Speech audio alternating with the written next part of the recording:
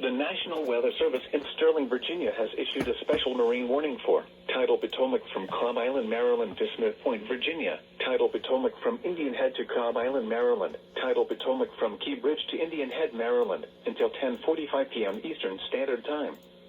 At 9:17 p.m., strong thunderstorms were located along a line extending from near Spasudi Island to 21 nautical miles southwest of Aquia Creek, moving east at 45 knots.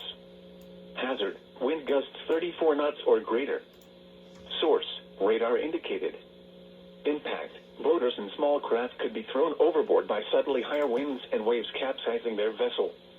Locations impacted include Potomac Creek, Breton Bay, Nanjemoy Creek, Quantico, Reagan National Airport, Swan Point, Colton's Point, Gunston Hall, St. George Island, Occoquan Bay, Popes Creek, St. Clements Bay, Maryland Point, Port Tobacco River, Colonial Beach, Leesylvania State Park, Cobb Island, Matthias Point, United States.